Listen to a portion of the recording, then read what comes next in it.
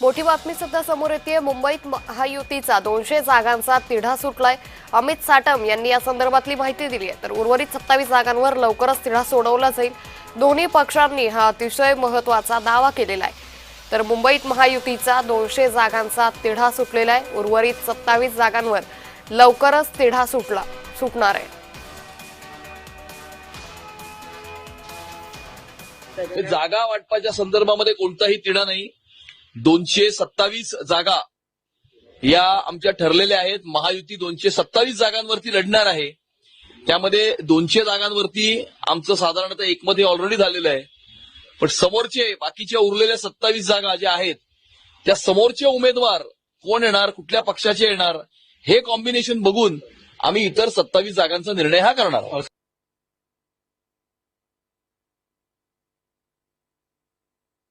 आता तिढा वगैरे काय नाही। आणखी आता 2-3 गोष्टींबद्दल आमची चर्चा झाली।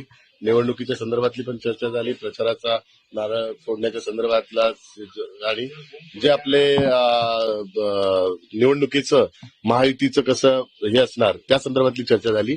परंतु जागा वाटपाचा जो अधिकार आहे तो माननीय मुख्यमंत्री आणि उपमुख्यमंत्री यांचा आहे। ते दोघेही या संदर्भातली घोषणा करतात।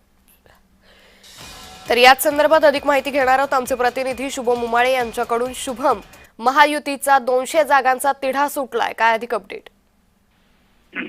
अंकिता, खरं तर 200 जागांचा तिढा सुटला हे तर खरं आहे, पण मात्र पूर्ण 227 जागांचा तिढा सुटला असं म्हणण्यास हरकत नाही।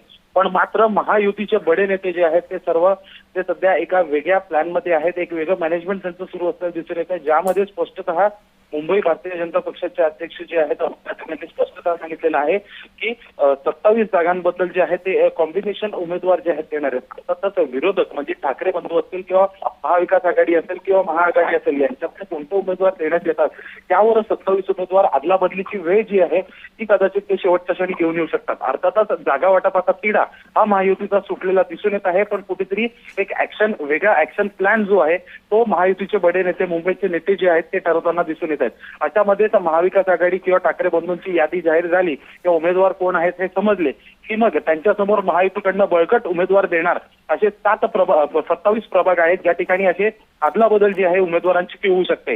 यामध्ये बंडखोरीची देखील दाट शक्यता आहे, पण महायुती चांगले उमेदवार देण्याच्या प्रयत्नांसाठी असा निर्णय घेण्यात येत आहे असं एकंदरीत दिसून येत आहे। अंकिता, निश्चित, मात्र जसं तुम्ही उल्लेख केला की महायुतीचा मोठा ऍक्शन प्लॅन असू शकतो, हा ऍक्शन प्लॅन नेमका काय असू शकतो?